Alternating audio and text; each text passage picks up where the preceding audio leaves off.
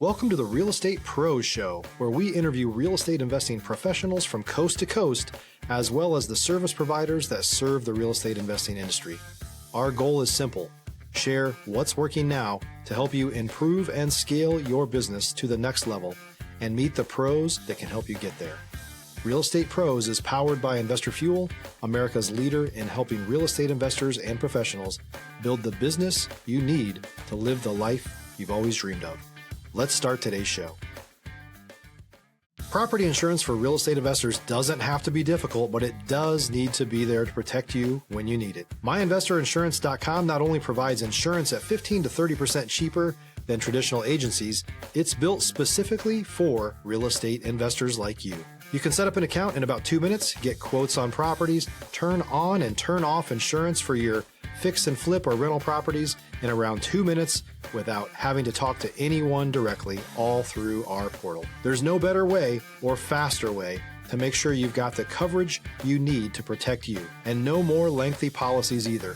Once you're set up, you're billed monthly and prorated by the day for however long your policy is active. It's powered by MSI, the third largest independent MGA, with 1.5 million customers and more than $1 billion in cumulative premiums written.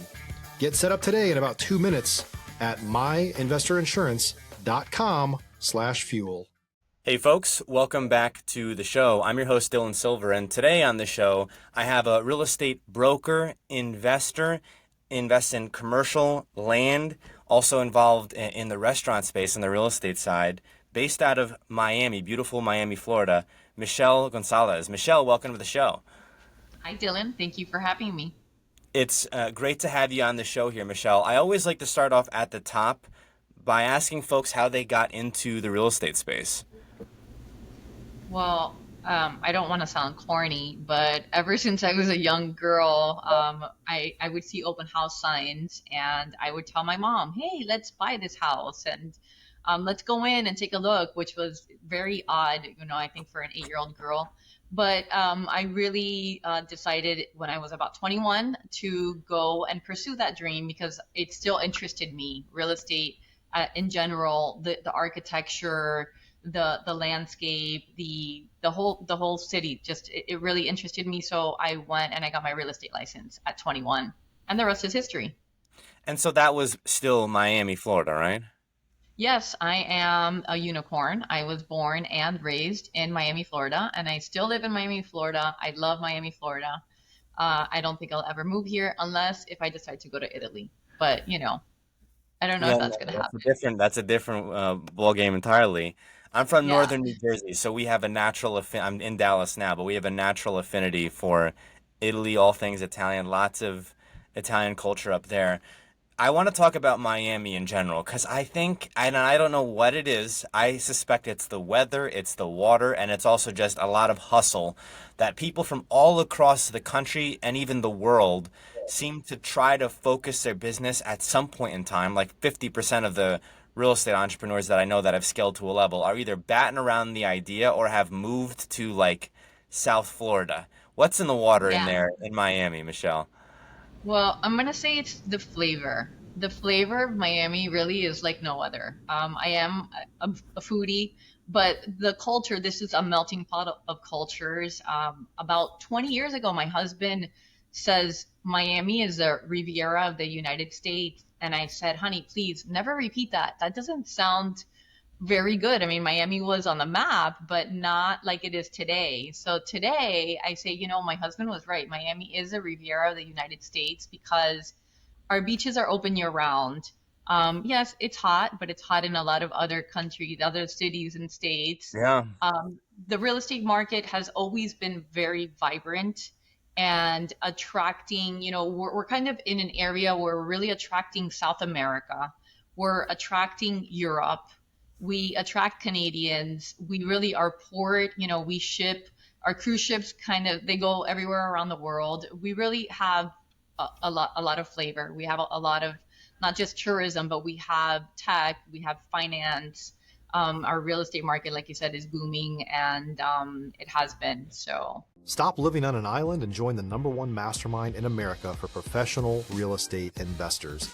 Investor Fuel is a community of hundreds of the nation's top investors, working together to build stronger businesses and better lives. In addition to the amazing community of real estate investors acting as a board of advisors for one another, Investor Fuel members have access to 100% funding on purchase and repairs for our members only, a health insurance program, and benefits and discounts that more than pays for the membership of most of our members, meaning it's actually costing you money to not be a member of Investor Fuel. If you're looking to scale your business and build a business that allows you to live the life of your dreams, please visit investorfuel.com today and book a call with our team. Let me tell you a Miami story, and maybe forgive me for my ignorance here, but I kind of group Fort Lauderdale and Miami into the same area because whenever I fly out of the country, I'm going to one of those three airports, right? Okay. And so when I was in downtown Fort Lauderdale, I said, oh my gosh, this is the nicest place I've ever. This is February of this year. Streets were so clean. I was seeing lots of retired people and also younger people. Everyone was talking to each other. Got nice cars everywhere. It was like a Tuesday. Restaurants crowded. I said, what a vibe. And then this woman came up to me, heavy Long Island accent. Heavy, I can't even replicate it, and I'm from there. She was like, hey, honey, you want some flowers? And I was like, oh my gosh, because I was like, when was the last time I heard that accent? And I was like, do I know you? Where are you from? So she was from a similar area to where I'm from. And I couldn't say no. So I ended up getting a flower in the middle of February. And I just remember That's great. thinking, actually, if people know Fort Lauderdale, I don't know exactly what road it is, but there was this sculpture of this businessman holding a briefcase, but his torso is like, I would say, partitioned, or it looks like a puzzle piece. And so you can kind of see through I've him. seen it.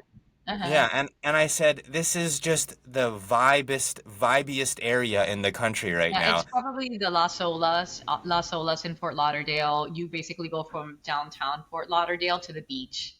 So Yeah. it's like one road and you have like the best of both worlds.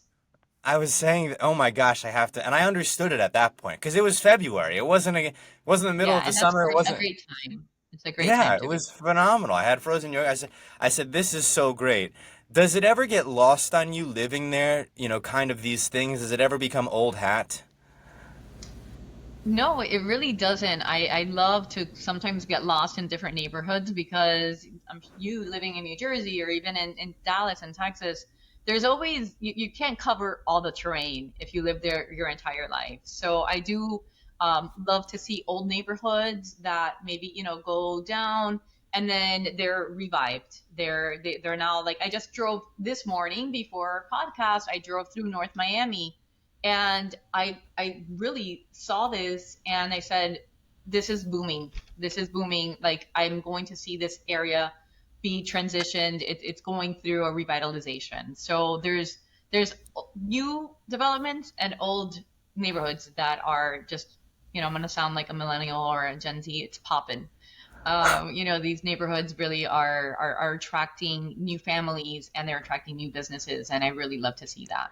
And also, man, the fittest population that I've seen of people, everyone was running. I said, it's hot outside, and everyone, I don't know exactly where I was, but I was in some beautiful, picturesque cafe. There was like boats behind me, and everyone was running. And again, it wasn't like middle of the summer, it was February.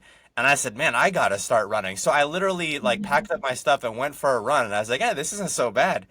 And I No, just it's thought, what like an we're a fit city. We're healthy, believe it very or not. fit. We are Oh healthy. my gosh. I said, I guess it's a thing where if you're in a city, you're supposed to be maybe more fit because you're walking all the time.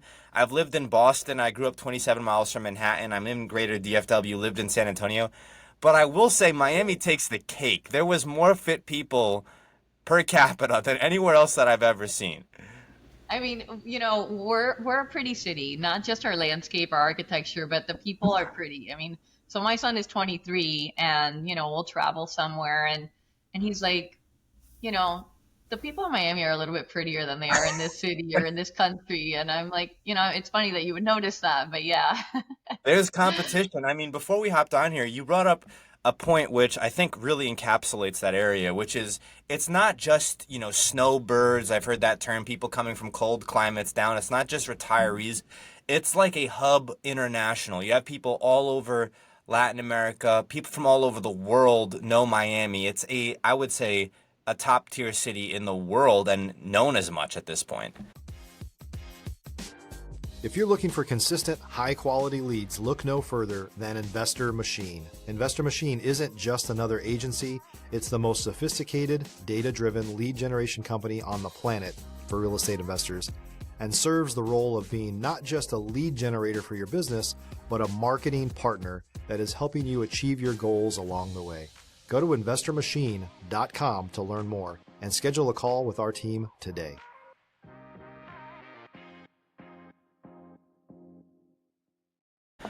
That's very accurate. So the Miami Board of Realtors, they do a lot of definitely they dive into demographics. They dive into the different the the logistics from different VPNs all over the world. So every month they'll come out with a list of like the top 5 cities or countries that are looking into Miami real estate. And so it might be Colombia, it might be Argentina, it might be Germany. So, we're attracting so much talent, let's say, from different countries around the globe, and even China, Japan, Canada. So we really do attract. We are a multinational city. We're a melting pot, like I said earlier, to the biggest extent possible. I want to pivot a bit here, Michelle, and ask you about getting an advanced degree in real estate. So you got a master's degree in real estate. This is a new concept to me. I had maybe been aware of it, but I haven't spoken with someone. How did you decide to go down that route? Was it something you always wanted to do? And then what was it like going through that process? So actually, somebody asked me about like 2013 that would you be interested in getting your master's in real estate? And I said, no way, why? Right? But never say never. I did end up going Florida International University, which is here locally. They have a 1-year program, and it's a master's of science in international real estate. And I was doing residential real estate. So I had heard about commercial. I knew about commercial, but I didn't really know how to break into it. So I said, you know what? I should get a master's. Why not? It's here locally. It's a 1-year program. They have online. I go in person. And I did the program. It was great. And it really helped me. I say that my master's in real estate made me well suited for the commercial real estate fight, because the education, the connections that you make in the program are amazing, because there's a board that mentors the students. And I was 40 when I went to the program, and I said, oh my gosh, I'm going to be the oldest one there. No, you had kids that had just graduated out of college, and there was 60 and 70-year-olds on the program. And it really dives into a lot of different niches. It dives into like a business, construction. It dives into the legal. Some of the students were considering going to law school or getting a master's, and after they did the master's, they decided to go to law school. So I really felt that it helped me dive into what I wanted to do in the commercial world, because there's so many niches in commercial real estate. That's a lot of educated people, masters in real estate and then a law degree. Watch out, right? People are I going to know, be right? doing some deals. So That's for sure. you're involved in the restaurant space as well. You're involved in shopping centers. And I think, we talked a little bit. You're a foodie. I love all types of food. My mother is part Japanese, so I grew up eating sushi. I love sushi. Probably a lot of Oh, sushi out there. Probably a lot of good sushi out there in Uchi. Miami. Have you been to Uchi? Uchi. I have not. Uchi is in I'll Google it. UC. Uchi's from Dallas, if I'm not mistaken. They have one in Dallas, and they Uh-huh. have one in Miami, and it's amazing. So sorry to interrupt you on that, but No, it's okay. You gave me the plug for a good sushi restaurant. Anyone can interrupt me for that. I'll also say here, Texas does a lot of things really, really well. Sushi tends not to be one of them, so I'm definitely gonna check out Uchi. But I good. noticed Miami had some unbelievable spots. I want to talk about the restaurant space and getting involved in that space. When you're brokering these types of deals, when I think of restaurants, I'm thinking typically they're in shopping centers themselves. So in many cases, is it that space that you're brokering, or in many cases, is it a whole shopping center and then finding maybe tenants and so on and so forth, or these types of deals? Break this down for me. If you're a new or newer real estate investor looking to launch or grow your real estate investing business, please check out Investor Fuel Club. It's a coaching community, but unlike anything you've ever seen before. And you can actually partner with members of our mastermind from coast to coast on deals right in your market. There's no better opportunity to build a consistent business than to literally partner with pros to help you avoid costly mistakes, avoid the need for capital to do deals, and help you eliminate your fears as you're starting your business. Learn more about Investor Fuel Club at investorfuel.com/club. So it's a little bit of both worlds per se. For the most part, the restaurants look to lease a space within a shopping center, or like in downtown Brickell, like the any area that's vibrant. That's where everybody wants to be at. But the suburbs do great here as well. So typically it's a lease, and it's usually like a 10-year lease with renewals and different brands. You have to think about the exclusives in the shopping center. On the purchasing side, there's not a lot of like single tenant restaurants where our clients can occupy, but there are deals like triple net deals, like Chick-fil-A, which tends to be a bigger cabaret, Yeah. but we have Popeyes, or you have coffee shop Starbucks, you have any type of like single tenant. Those are also investment opportunities that I share with certain clients when they sell a property. And just yesterday, I met with a client which owns an amazing restaurant. He owns a real estate. It's in Coconut Grove. But he's like, what am I going to do with this money? And so I showed him a few options. I'm like, well, you can buy this Arby's, or you can buy Yeah. this Starbucks. And you kind of are still in the food world, but you're hands off. You don't have to worry about the staff, the cooking. They're taking care of the property while you're just kind of collecting some money on that investment. So we do both. We do leasing and we do sales. So Starbucks doesn't own the land underneath it. Typically they don't. No. No, they Huh. typically don't. They usually they have when you have a lease, Starbucks is able to deduct those payments on Okay. their taxes. So they owning the real estate is a big investment, right? So instead of owning the land, they'll buy more, or open more locations with that money that's tied into the real estate. They don't want that. So an interesting land play is you could buy Starbucks properties and then they pay you, right?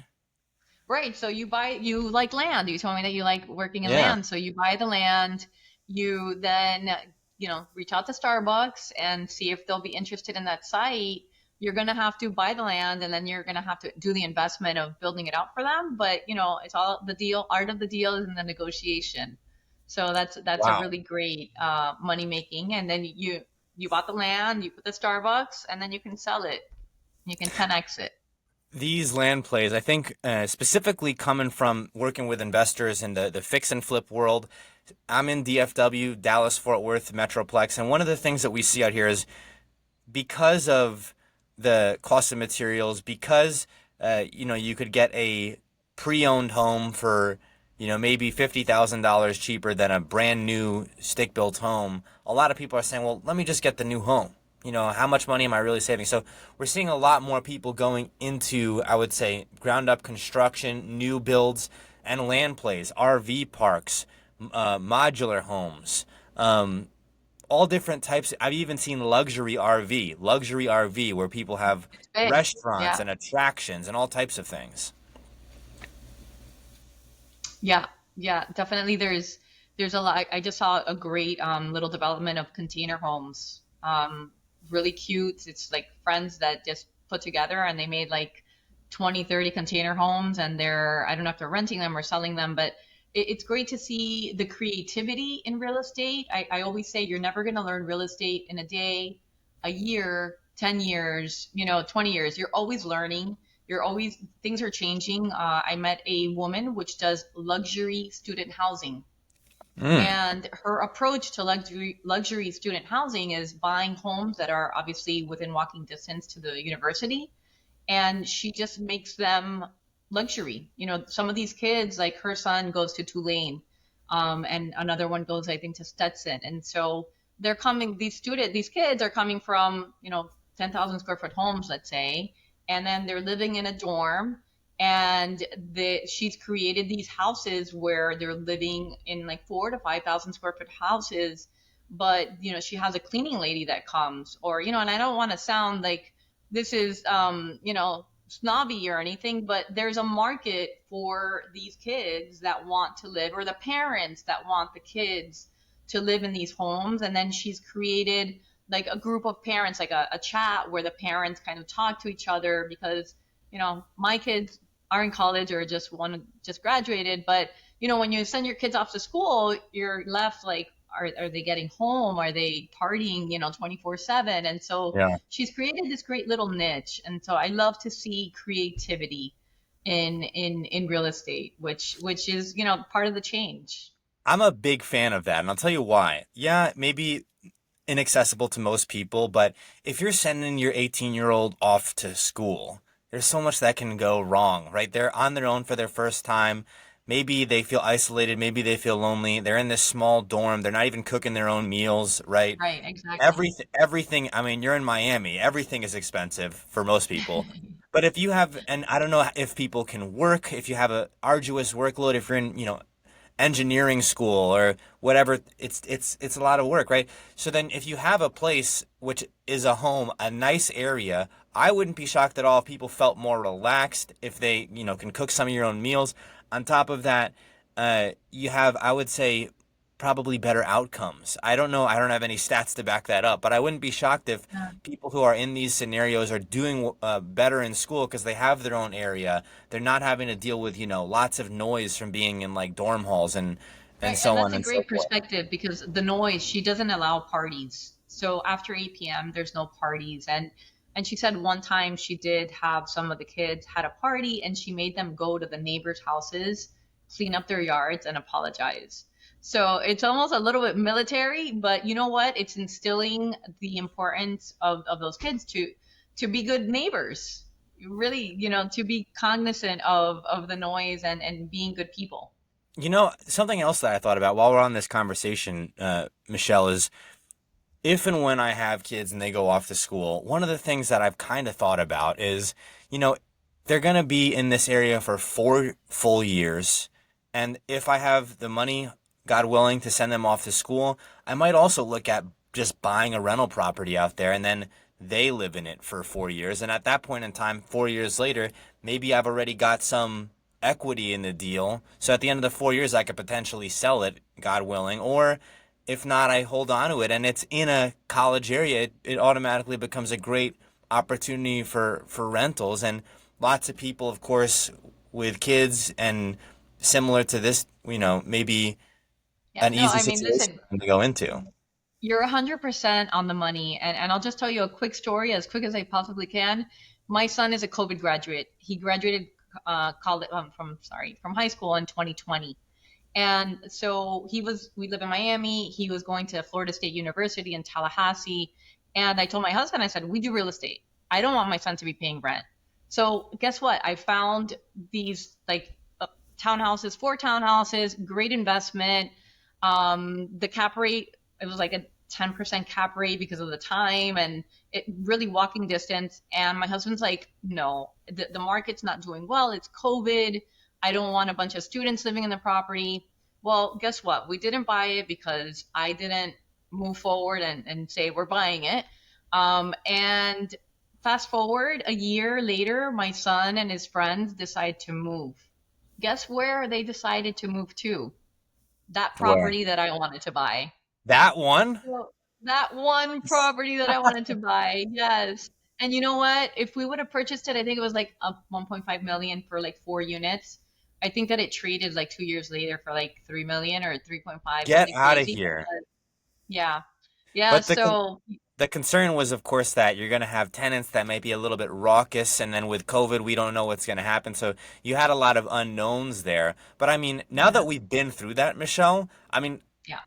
barring some truly, Armageddon type of thing, I mean, it Right. doesn't really get worse than a moratorium on rents and, people not going to work and all this other type of thing. So if homes can appreciate in that climate, I think it's a safe Right. bet Right. in others. Michelle, we are coming up on time here. Where can folks go if they'd like to maybe reach out to you, if they have questions, or if they'd like to learn more about the commercial space? Where can folks go to reach out to you? Sure. So I appreciate it. My phone number is 305-582-4352, or they can send me an email at mg for Michelle Gonzalez at flfirstrealty.com. And our website is floridianfirstrealty.com. My Instagram, I have a personal Instagram and a business Instagram and a foodie Instagram. So my personal Instagram is Michelle_Gonzalez at, sorry about that. Michelle_Gonzalez_CRE. And our Instagram is floridianfirstrealty.com. I'm sorry, that's my website. Floridian First Realty is our handle on Instagram. What's the foodie one? I think a lot of people will be interested in the foodie one. I'm interested. Okay, love that. I love that. Floridian.foodie on Instagram. Floridian.foodie. I want to ask you a quick question before we wrap here. TikTok seems to be the place where I've found more good restaurants than anything else. I can go online, I can do this. If I just search the area TikTok maps, Fort Lauderdale, Miami, Dallas, San Antonio, New York, you not only get the area, you'll get like these amazing professional videos from influencers and people posting. Are you seeing a lot of that in the foodie space with TikTok? 100%. We're actually on TikTok as well as Floridian First Realty, and we've taken like a fun approach to it. And we have friends and family that are just like, when are you posting again? Because we're laughing so hard, right? So TikTok has created definitely a new space. And yes, the Instagram Reels and the TikTok videos are amazing. And the influencers are really killing it, providing, some good spaces to visit and to frequent. Michelle, thank you so much for coming on the show here today. Congrats on all your success and to your future success. Thanks for coming on here, Michelle. Thank you so much for your time and the opportunity. Thanks for joining us for today's Real Estate Pros Show. You can learn more about the amazing benefits of the Investor Fuel Mastermind community, including surrounding yourself with hundreds of other rock stars, 100% financing for your deals, and members-only discounts from vendors you're likely already using that, as a member of Investor Fuel, will save you more than the cost of your membership. Visit investorfuel.com to learn more. If you're interested in joining us as a guest of this show, please visit investorfuel.com/pros to apply.